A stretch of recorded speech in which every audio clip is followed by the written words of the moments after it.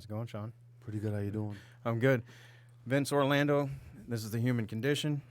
Sean Davis. And as always, we don't save a lot of time for small talk. We'll we'll delve right into this week's subject matter, which honestly this is something that's been debated since the beginning of time, or at least a construct in human mind since the beginning of time. The fact that, or the belief that this reality, the physical reality, is an illusion. It's illusory. Now, this goes all the way back to Sanskrit, where the concept of the world is as you see it. So what we take in physically from the physical realm and how we project that back out actually creates our physical universe.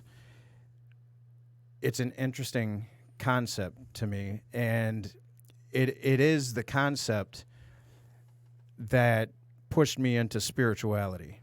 So I was without God, and again, I don't know what that is, but you know, the religious concept of God for a very long time in my life. I didn't have a need for spirituality. I was very selfish, very egocentric in my motivations in life, and I didn't have a need, or at least I didn't believe I did, for this higher power.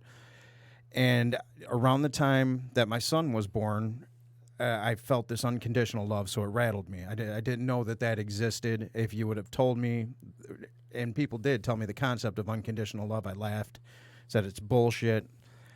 Around the same time that my son was born, I was experimenting with a drug called ketamine. I'd read a medical book on ketamine psychedelic therapy.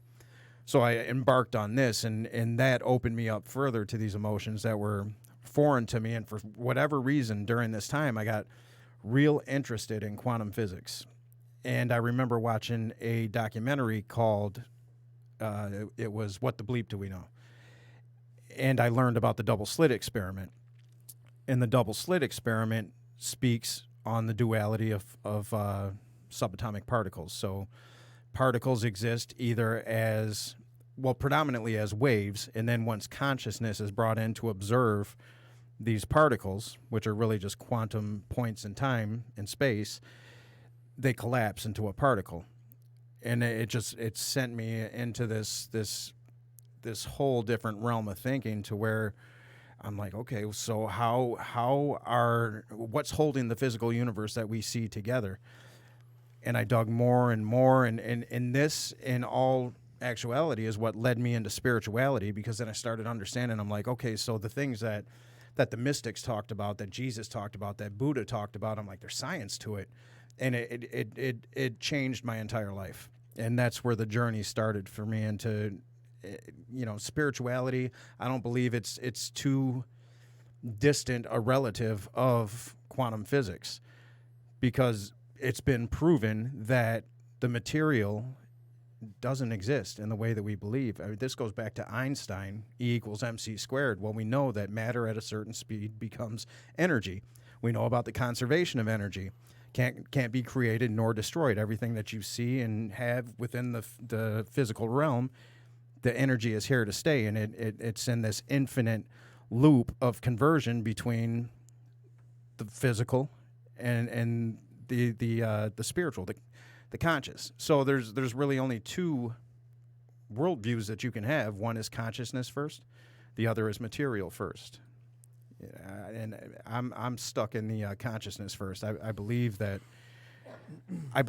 what we see is illusory, and there's science to back that. That's not to say that the experiences that we have don't feel real to us, and that in the confinement of our five senses, that what we experience is not real, because it's very real to us, but no more real than the dream that we experience at night, which is very real to us in the moment also. And dreams, in all actuality, are made up of the same subatomic particles that our thoughts are, that our physical universe is. Everything comes from the same source. So that's how we'll start the show. That's how we'll start the show. This when you brought up the subject, I'm like, man, this is I contemplate it, all the time. I've been listening to a lot of Terrence McKenna Love that lately, guy. and I've been listening to a lot of Dennis McKenna too. There's another McKenna. Yeah, it's his brother. So a long time ago, because I lived in Colorado, and I was able to talk to Terrence McKenna quite a few times, and I was 20, 21 years old when I started talking to him. He would come to Naropa in Boulder, Colorado a lot, and he did a lot of work there. And I just remember things, and I didn't understand it at the time. I kind of did, I kind of didn't. I was participating a lot in a lot of different psychedelic stuff, but that your reality is an illusion based on, he said media was the number one offender, television, the internet, where just they've recognized that, violence and sex to the mind subliminally triggers a lot of things. So if I remove my culture, forget our identity for a moment. Forget that I'm from the West Side. Forget the fact that my dad's half Syrian, half Polish. Forget all ethnic labels that I've been labeled. Let's remove any form or title of religion. Let's remove that I'm a member of AA. Strip everything down to where you're just a spiritual being. To the I am. To the I am. Right. And operate from the I am, but you still got to unravel a lot of beliefs that were given to you by your parents and stuff. That's the human condition. So I unravel that stuff. I strip away all my titles and all my stuff, and I'm operating as just a spiritual being on the planet. I'm going to have a much different reality. The reality that we're in is based on systems and programs. Right. It's the human way. Right. Start unplugging yourself from different systems and cut yourself off from all media whatsoever, and just take your interactions with people on a day-to-day basis as what they are. It's a little interesting, isn't it? Well, it's necessary, and where my mind goes with this, it just goes further into, we are light particles. Everything is, the building blocks are all the same for everything, and so even our interactions as humans, because human is it only exists here in the physical realm. But you're controlled. You're definitely controlled. Your reality is controlled. So when you step outside of that, and you can only do it for brief periods, that's what transcendence is. So when you get into these transcendental states, whether it be through psychedelics, whether it be through peak experiences, whether it be through meditation, whatever the case is, when you get into these transcendental states, it is permanence, because that's the truth. But while we exist in these frames and we are confined to the five senses, even the monk who meditates 10 hours a day, they still have to take a piss. They still have to take a shit. They're still going to go to sleep. Right. They're still human functions. So I think even beyond that, into where we are all one. And I know in a lot of new thought and new age stuff that's thrown around a lot, but I really contemplate the fact that we are all one. Even if you think about the Big Bang, and in your scientific mind you think that is the source of all creation, the Big Bang, how could we not be all one? Even your language, the English language, let's just say we'll take English, is a control. Right. Because we all speak, the world is full of different languages. He was talking about a story about what happens if we were all at the Tower of Babel. That's also human. Right. Because That at that time, in the biblical sense, in that story, most people believed that we were, telekinetic, speaking with the mind. How could we not be? We did not need, and then we all speak 1,000 different tongues, and now we're all divided, and now a control comes in. Thus, if you all spoke one language, I mean, just think about how further ahead in the world we'd be if the whole world could communicate with each other. See, that fluidly. Because we can. Because that's, at our core, that's what we are. So what's the point of the human condition then? If we come from that, right? If we are spiritual beings having a human experience, there's a point to this. So overcoming, I believe that getting to those transcendental states and then trying your best to implement this oneness into your daily life, that's what the human condition is for. And then where we take that as souls back to whatever realm, whatever dimension there is, where we take that, I don't know what that is. But I believe that there's a purpose for our time here, and this is school for whatever it is, that whatever we are, whatever this soul thing is, whatever this energy is. I don't know what that looks like once you get to the next place, but I know that there's a reason for this, because when we talk about the sixth sense, well, that's more real than anything we have access to. That innate sense that even a dog has, and they've done these experiments. I think it was Rupert Sheldrake did an entire book on dogs and how, and this relates to science too, quantum physics, quantum entanglement, how they know an hour before the owner gets home that the owner's home. They measured the reactions in the molecular structure of these animals. To me, that's fascinating, and it just goes back to our oneness. When are you familiar with quantum entanglement? Not so much. So quantum entanglement, in real layman's terms, it's once particles interact, they're connected. Yeah.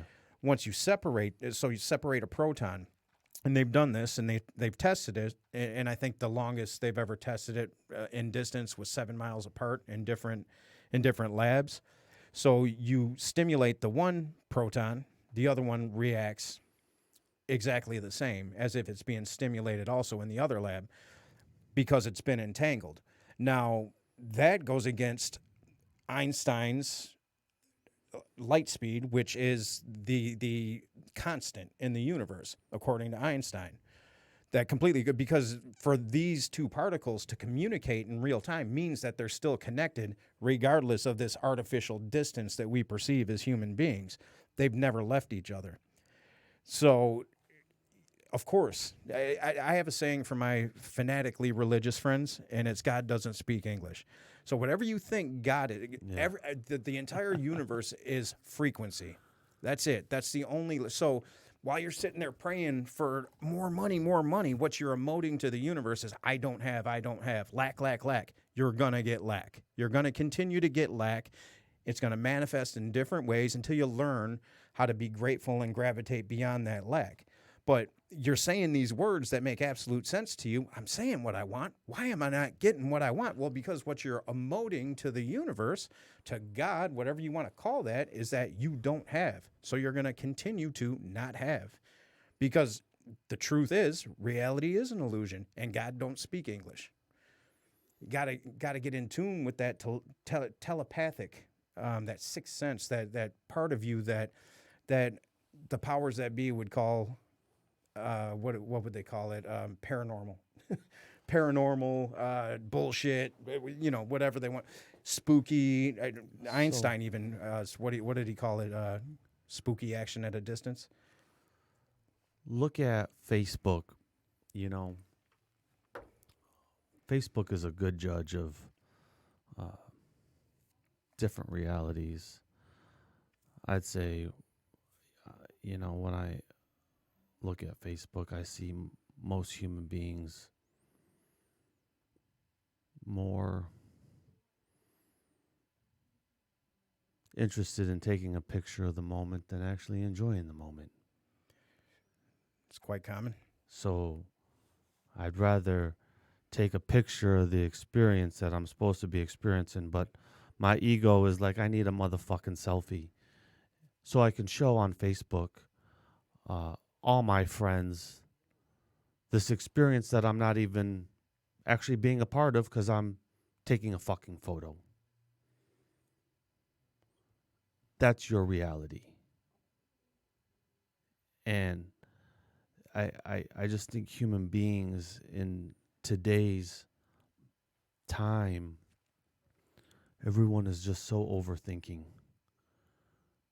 their reality. And it's all driven by material. It's all driven by what I don't got. How much can I spend? Can I get the new fucking Yukon? Can I dress up this garbage can? Because there's nothing really inside when someone spends all their focus and their money on projecting a reality that is completely false. Well, that's the sleeping state. I wouldn't call that overthinking. I would call that robotic. You know, and that's how we're conditioned. Systematic. Yeah, and that's programmed. It is programmed. To consume as much as fucking humanly possible so I can... Let's take a picture, Vince. You know? There's some value to that. Some. When it's like any other addiction. When it overrides you. When it overrides you and it takes you, like you said, out of the experience, well, what's the point? How many likes did I get, Vince? What's How the many point? people commented, Vince? I need that. And you know, and it's bad for kids. You know, it's really bad for kids. I try my best.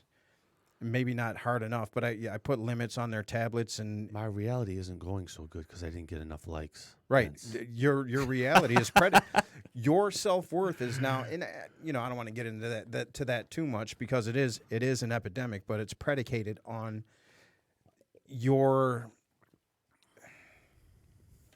I mean, I guess just call them likes, but it's really your self-worth is based on people you don't even know pressing a button and giving value to who you are as a human being. How are you? If I was a kid growing up right now, I would say, fuck off with that. Of course we get likes. You know what I mean? I remember being a kid, and I remember hearing things from my stepdad, who's a very spiritual man.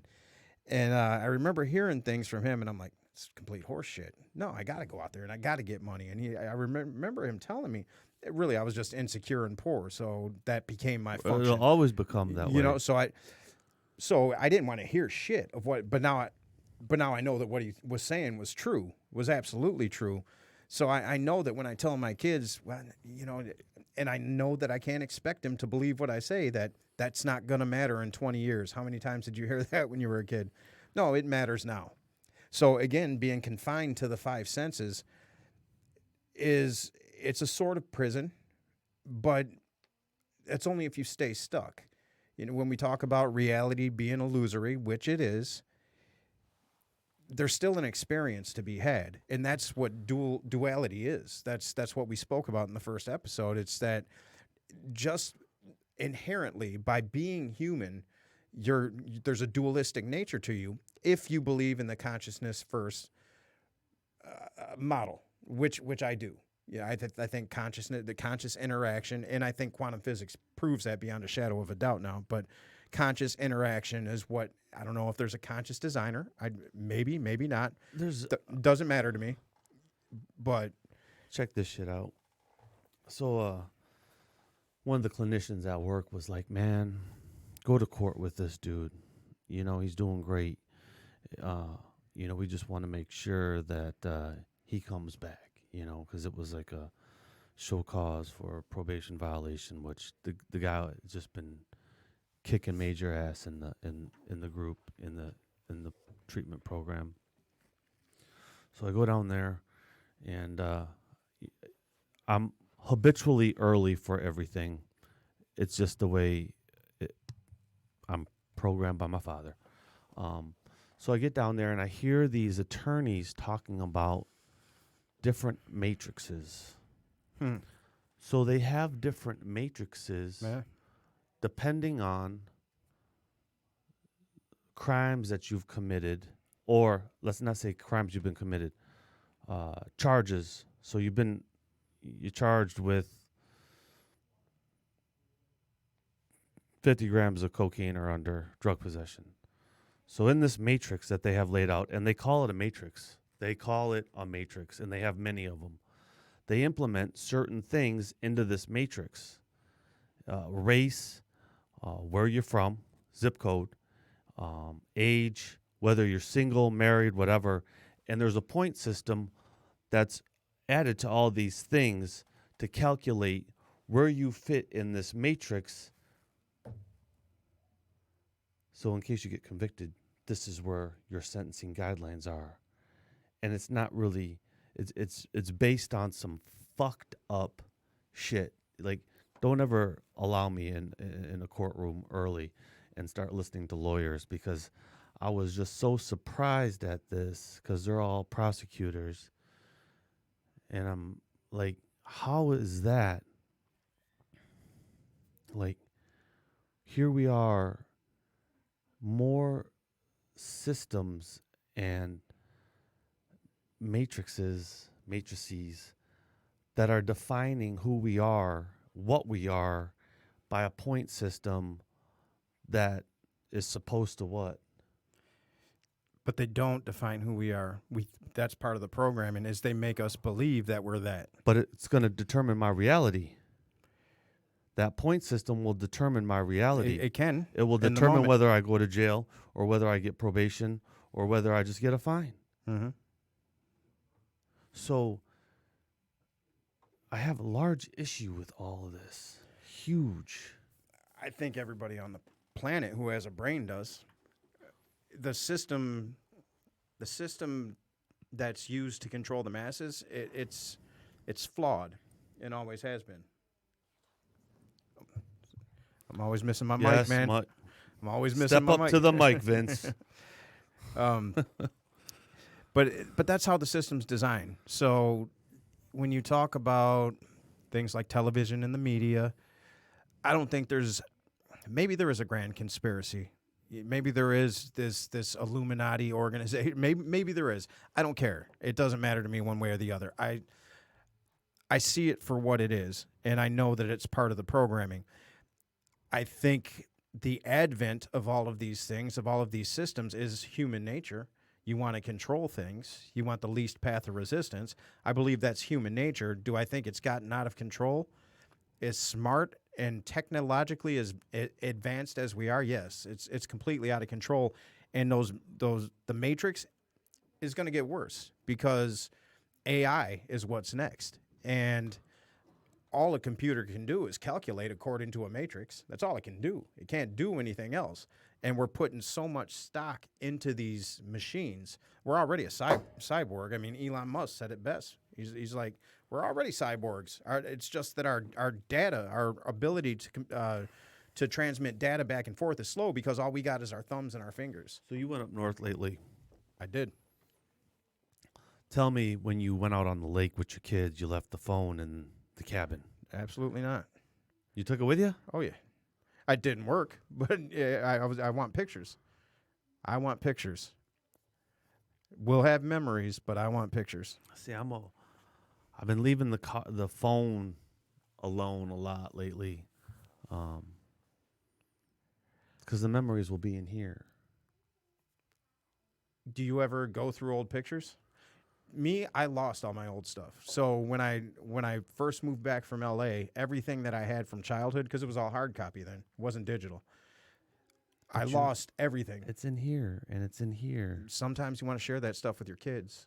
You want to share some awards. You want to look like there's overkill with the selfies and all that bullshit, but then there's memories that you want to keep forever. And in all honesty, most of the pictures I take, there's the handful that I'll post, and it's mainly with me and the kids, but most of the pictures I'll probably never see again.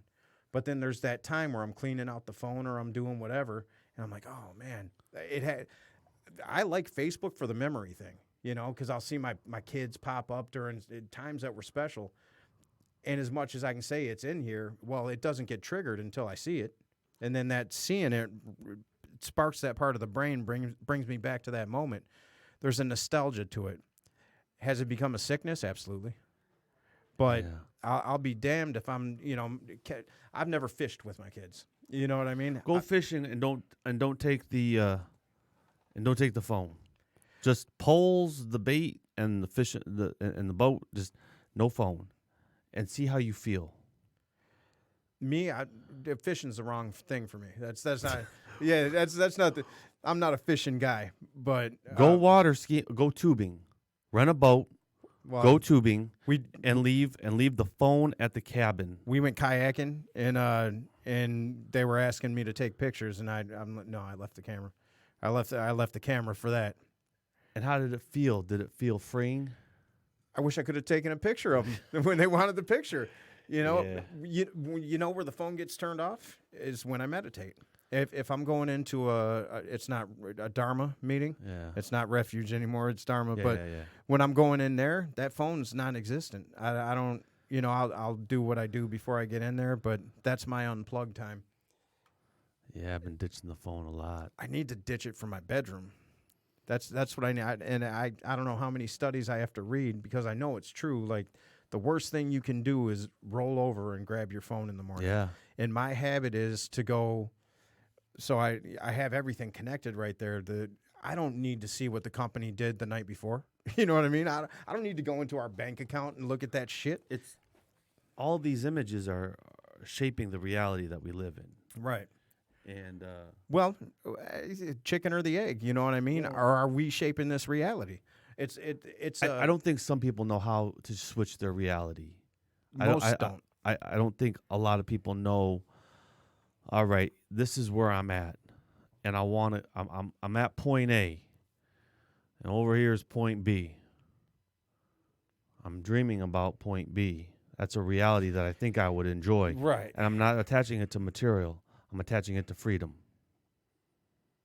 I'm attaching it to maybe having some systems be removed, losing some programming that no longer serves me. And only you can do that for yourself. And when you do it, and you know this, the more you do it, the more alienated, at first anyway, you start to feel alienation, loneliness, because you don't fit in. And we were taught to fit in as kids. We wanted to fit in so bad it hurt. Yeah. So that I know when I started to unplug, I'm still very much part of it, but it's different now than it ever was. It's different. And I don't really care what people think. To the point so I'm unplugged, but I'm still plugged in as a human being. I'm still part of this system. I contemplate what it might be like to roll out into the woods and set up shop and hunt. Off the grid. land. Yeah, just Off completely grid. off grid. I think about it a lot. Have you ever been hunting? I don't hunt, no. That's Go why hunting. I'm not a fisher either. So it's funny now because some of the old timers that I go hunting with actually take their phone out into the field with them, and it's interesting because when I first started hunting, I wasn't a very good hunter, and I would fall asleep out there. But I loved being out there. Just it's like 2,200 acres of farmland, and it was just you just sit your chair down like early doe season in September, and you're just there. There is no phone. I'm there with my thoughts. And the longer that I'm sitting there, the more I'm detaching from my current reality. And I'm just starting to now look at the trees. And I'm looking at the bugs that are flying around. And I'm looking at the birds. And I'm kind of waiting for deer, but I'm looking at the sun. I'm noticing the smells of it's a soybean field or winter wheat or corn. And I'm noticing all these things. And I'm detaching from this reality that I'm like, oh, fuck, fucking holding on to, and I'm becoming more free. and I'm losing, like, where's my phone? I need to check it. Someone might have called me, my email. I'm losing that. The sense of urgency to check that stuff doesn't exist when I don't have my phone out in the woods. It'll be there when I get back to the phone. So are you attaching to the woods then? Because this is still part of the illusory reality Of course, that we're speaking of. but I would rather have my reality be attached to living things than computers and phones and shit, you know? Depends on how you're connecting, whether or not you're actually connecting. Because there is a nature. There's so much to be said about disappearing into nature, but I think what nature does for me, when I'm with my kids, it's different because I have to be dad and interact, and we're creating memories, and we're still very much part of this Right. this matrix in a more healthy way. But so when the kids laid down for bed, when we were camping, I was out there by myself and looking at stars like I haven't seen in probably years. Just and that right there, that's my thing. You don't need a phone for that. You go out there and you just disappear. But it takes me into a state of being transcendental. And that's so I'm even detached further from the matrix, I guess. When I look up, I start to go someplace. And it doesn't last for long because I'm programmed to pull myself right back into this reality because it's scary. When you in the tank, I don't know if you've ever had this happen to you, but when the senses start to go, like sometimes I'll get like that and I'll be like, damn, I was just there. I was starting to slip out of and now all of a sudden I'm back in this tank again and I can feel my senses. I could go in the tank for a while. Not necessarily like, so meditation, let's say at the Dharma, there was a few times where like I was in the tank for half the meditation. And there's nothing. no nothing, just nothing, and just gone. That's that spot. That's the reality. For me, True. It's easier to get there when I'm sitting in the woods. Yeah, I think that makes sense. When I'm looking at the stars, for me, it's easier for me to get there if I'm having a bad moment and it's nighttime. I know all I got to do is go out and look up, and it's instant. And then I'm someplace else. I walk back into the same house, but I don't have the same emotions anymore. And it's about that real connection to the thing that is real. So we talk about reality being illusory. When you get to that state of transcendentalism, and again, it can be through psychedelics, people have these experiences where you feel this oneness and you know that that's the only truth there is. When you get to that place, it can't be denied anymore.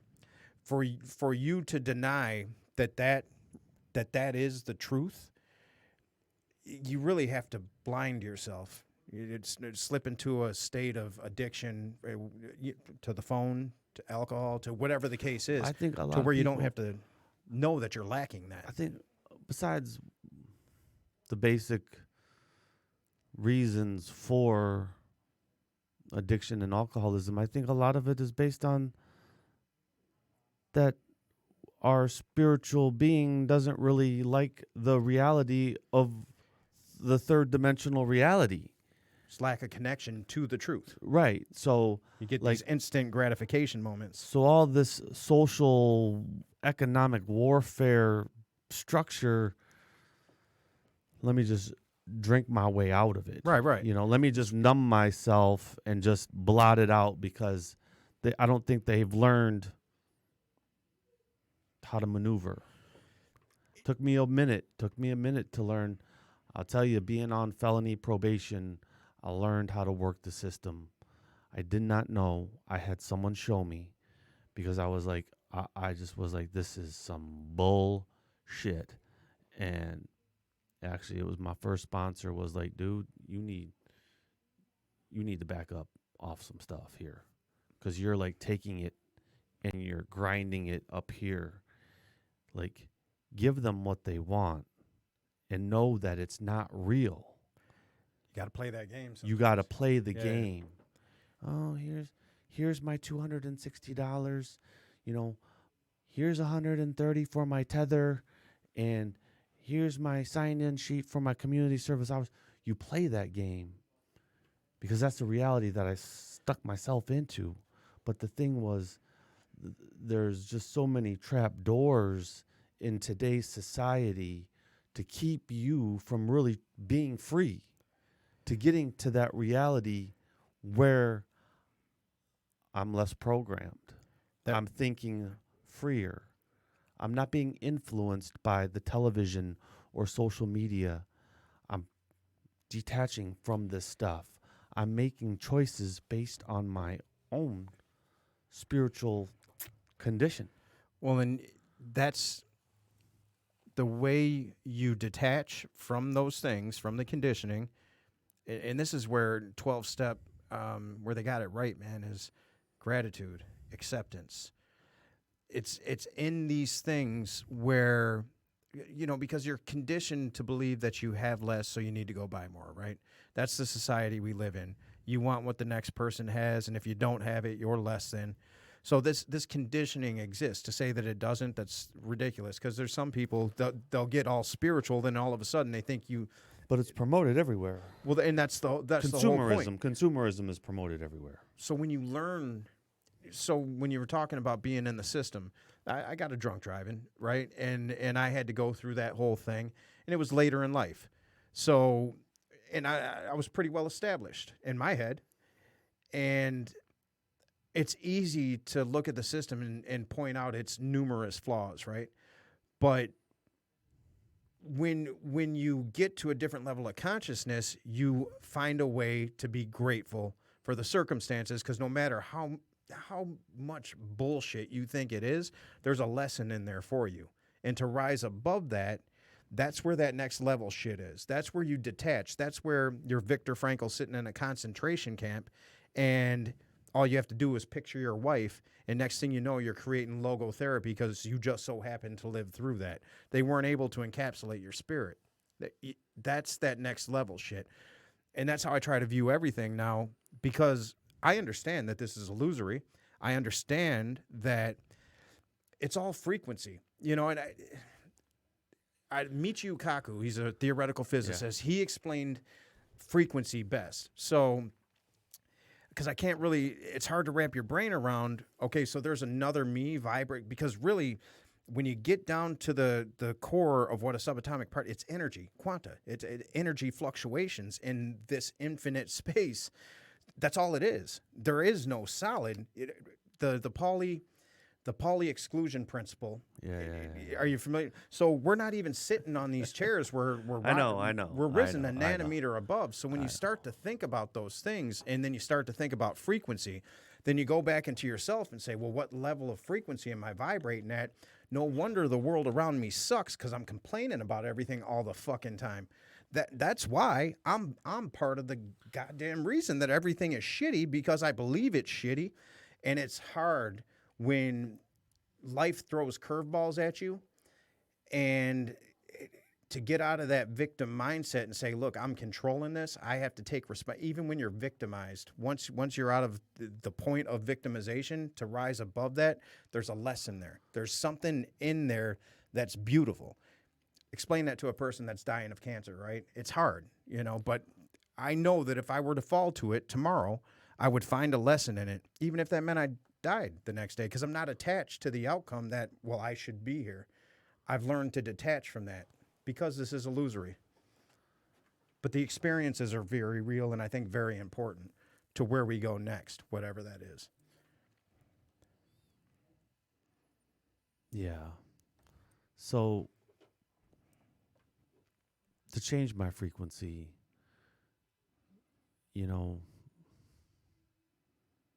when I understand the game and the system and how it works, and that there's a system in almost everything, for me to not participate in it on the system's terms raises my vibration alone. Right. You said gratitude. Yesterday in the group, I told the dudes, I was like, you want to change your reality. You know, there was one of them was talking about, actually it was the cat that I went down to the courthouse for. He was doing random acts of kindness, but he had an expectation. That's So he hadn't learned, but I was teaching him, I'm like, you open the door for someone and they don't say thank you. You know, he's like, man, that's some bullshit. Yeah. You know, and, Yeah. and I was like, well, don't do it expecting anything. Do it because I'm pushing forward, because I'm doing random acts of kindness. I'm moving things forward energetically. Right. And I'm sowing something. What I'm sowing ain't no one's business but me and my God. And, you know, because he was like, man, I said good morning to this guy walking down the street. He just looked at me funny. And then I wanted to, like, I'm like, you know. Been there. Yeah, no, and I'm like, don't worry about that, because I was like, your random act of kindness might have caught him so far off guard, but you don't know what it's going to do for that man later on in the day. And it doesn't may matter. change his day. The ripple effect. Right. You know, Just keep putting that goodness out there. Just keep putting it out there non-stop. Don't ever stop. And by doing that, because I can't talk about like changing frequencies and stuff in the morning. I tried a few times. It gets a real interesting conversation. Some dudes get lost in it, but you know, that alone, built in with your gratitude lists, and you seeking whatever higher power concept you got, is going to raise your frequency. And I always think somehow, some way, the more I raise my frequency, the less the illusion of the reality I can separate myself from it. And you can. You can, because you're at a different frequency. And Michio Kaku, and that's what I got lost on, but Michio Kaku, because I'm trying to, in my physical mind, this is years ago, before I really started delving into quantum physics, I'm really trying to picture how could there be a me right here in this same space, because I still think in terms of physical, right? And Michio Kaku said, so think of frequency like this. So you're driving in crowded downtown traffic, and you're listening to a radio station. You're in there jamming out. Whatever's coming through that speaker at that moment, that's very real to you. Your experience in that in real time. Now you look at the person in the car next to you. They're on a complete. They're listening to Bach. They're doing something completely different. You're on JLB, and you know. So but you're vibing out. That's real to them, that experience. This experience real to you. Now, at simultaneously, every radio station in the city is passing through my body, or those waves. Right. And until I tune in to that frequency, that experience is not real to me. And when you think of us as energy, and that is what we are, now it starts to make sense.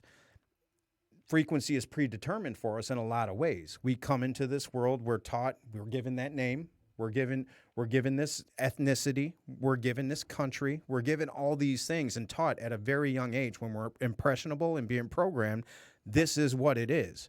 And that's the beauty of trauma, is that it rattles you to make you question these things. That's why, as long as addiction brings you to that point, God, thank you. Thank you for that. The Buddhists say, be grateful for your pain. It took me forever to actually understand that and feel it at a visceral level.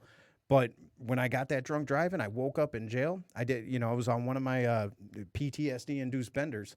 Woke up in jail, realized I was in jail, and I looked up immediately and I said, thank you. Didn't know who I was talking to, but I was grateful because I knew something good was going to come of it. I knew it was, and it did. I had to learn that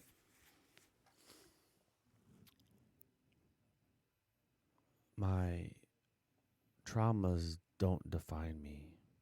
My experiences that I've incurred through this lifetime don't define me. Nothing defines you except you. But for a long time, I allowed my experience through life to mold a character that might have not even been really all that real. Right. I held on to the trauma and all this stuff. Became your story. And I was my story. Right. And so when I let my story go, You lost the I am. right. The real deal. The Right. real you. So now it is just the I am that I am and nothing more. Mm-hmm. Except for sometimes it's not. Well, I can't have I am on my paycheck, you know. Yeah. Yeah. I wish I could, you know, just direct deposit that, please, you know. But isn't that the beauty of this experience? Is, you know, I like Nirvana, the idea of Nirvana. That sounds, but I like this experience too. I like the human experience. I think that it's our goal here to find a way to make that higher self and lower self work in tandem. That's where, you know, social media, going back to that, that's where it can be so extremely powerful. If people, but you know, for the most part, we're stuck in the matrix. If I had a part of Facebook that just said high vibrational only, you know what I mean? Like that's the thing. And you know what, it does that because when I started years ago posting shit that inspired me, a lot of my friends from the old neighborhood, they weren't having that shit, and that was good. Yeah. So it started. People started falling off. Oh, he's on that spiritual shit. Oh, that dumb shit. That's fake. That's sanctimonious. That blah blah blah. And those were the people that I didn't need in my life. They Right. didn't need to be there any longer. So it's social media has been very powerful for me because it let me establish in a public forum, this is who I am today. It also, before I got to where I am now, also allowed me to say some stupid shit in a very public forum and look like an asshole. But that was good because I was able to learn from it. I think it's powerful because here's the thing. I think I was searching at a very young age for these things we talk about. But in my neighborhood, nobody was talking about this shit. And we had books and we had school and we were confined to the school that we went to and the ideas there. I couldn't reach out. I couldn't search through a library and find the shit that we're talking about. It just wasn't presented to us. People didn't know. None of this was presented to me. Tell you the truth, none of this stuff was ever presented to me, really, until I met Terrence McKenna. You know, and then, like, you know, it's like you run into a group of people that start talking about books that are thinking about the way you're wanting to think. Like, you know, it's like That's powerful. Like you have like 30 Morpheuses around, Yeah. like unplugging you from a Matrix. yeah, like a The matrix, Matrix, that I've man. been living in, and I was like, whoa. And you know how, you know, I will say, like, a lot of, you know, psychedelics help me detach from that ego driven reality that I had created, which was based on not bullshit, but Fear. and beliefs that were like more handed down to me rather than me defining them myself through some of my experiences, define some of my beliefs on my own. But I was able to unravel a lot of stuff out there, and I was able to learn a lot that I didn't know.